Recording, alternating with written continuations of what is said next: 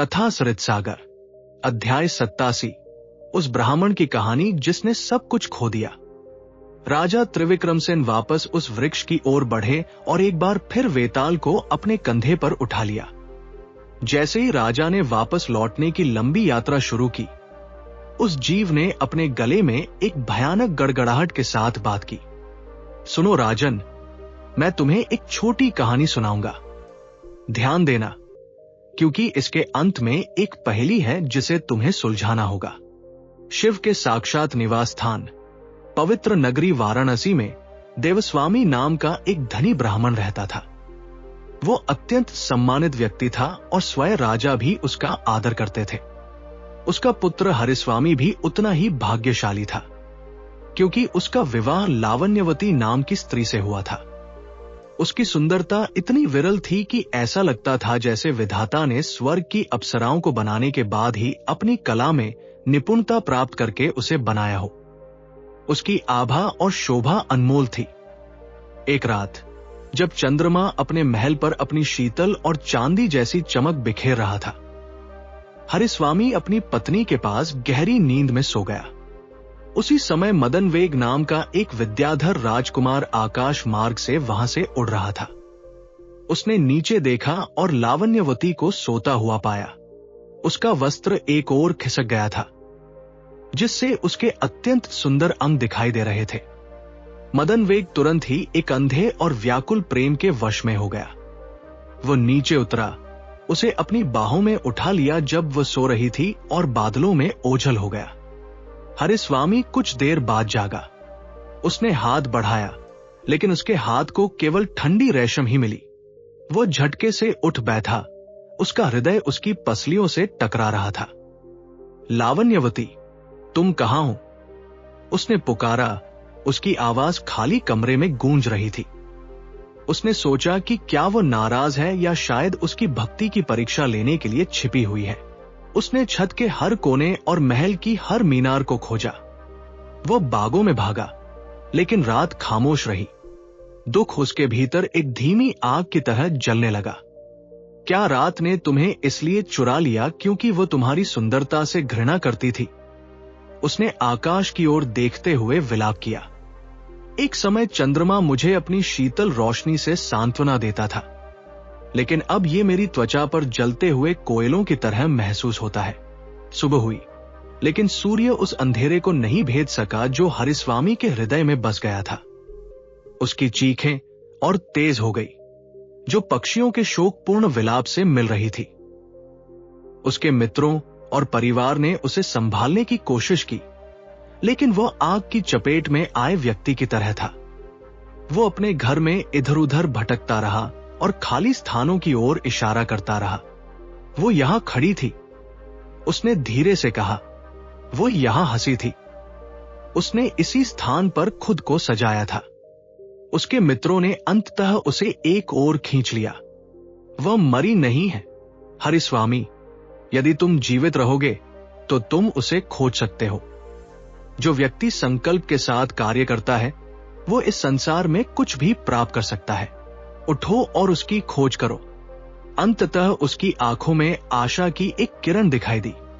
उसने अपना सारा धन ब्राह्मणों को दान करने और अपने पापों को धोने के लिए देश के हर पवित्र जल के स्थान पर जाने का निर्णय लिया।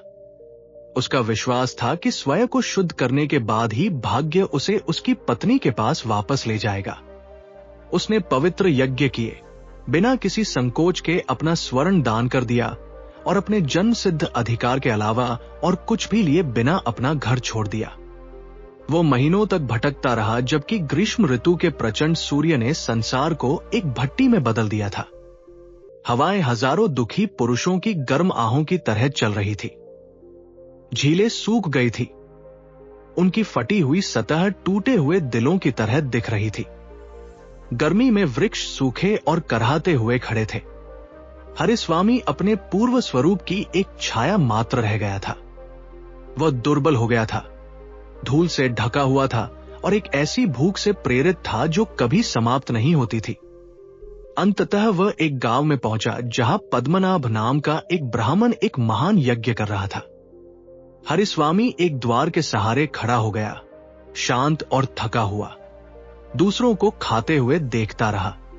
पद्मनाभ की पत्नी ने उस अजनबी को देखा। उसने उसकी आंखों में हताशा देखी और देखा कि कैसे उसकी इंद्रियां थकान से सुस्त हो गई थी। दया का खिंचाव बहुत प्रबल होता है। उसने सोचा, यह व्यक्ति बहुत दूर से आया है, भूख ने इसे तोड़ दिया है, मुझे सहायता करनी चाहिए।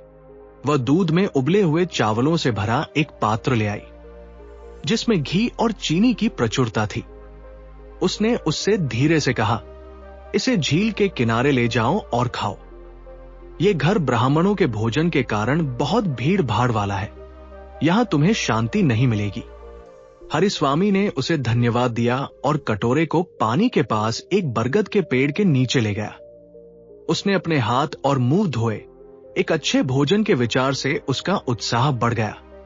जैसे ही उसने खाने की तैयारी की, अपने पंजों में एक मृत नाग को दबाए हुए एक चील उसके ऊपर के पेड़ों की शाखाओं पर आकर बैठ गई। जैसे ही उस पक्षी ने अपना भोजन शुरू किया, नाग के दांतों से जहरीली लार टपकने लगी। वह सीधे हरिस्वामी के कटोरे में गिर गई।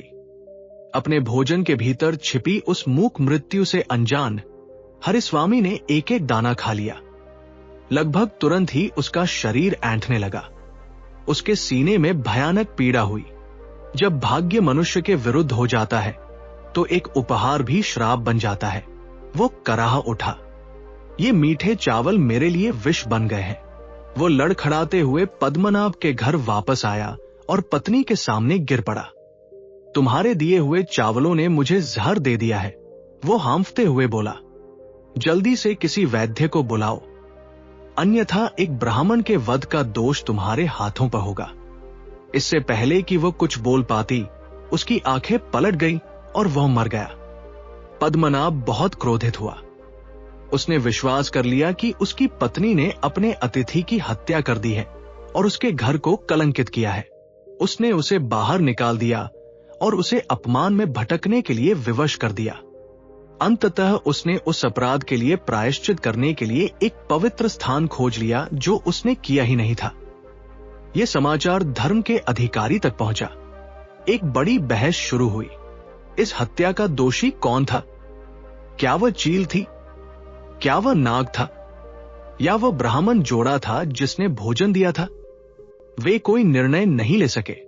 वेताल ने बोलना बंद किया और राजा की ओर देखा। अब राजा त्रिविक्रमसेन, मुझे उत्तर दो, इस ब्राह्मण की मृत्यु का दोषी कौन है?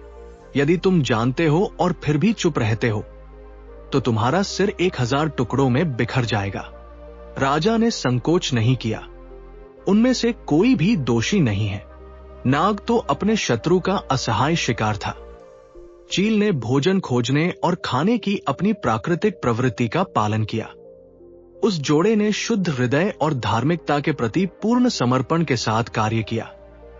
दोष उस व्यक्ति का है जो बिना सोचे समझे उनमें से किसी को भी दोष देने की मूर्खता करता है। जैसे ही राजा ने अपना उत्तर समाप्त किया, वेताल उनके कंधे से ओझल हो गया और वापस पेड़ पर उड़ गया। राजा मुड़े और एक बार फिर अपनी यात्रा शुरू की। दोस्तों, अगर आपको ये कहानी पसंद आई हो तो इस वीडियो को लाइक करें, चैनल को जरूर सब्सक्राइब करें। धन्यवाद।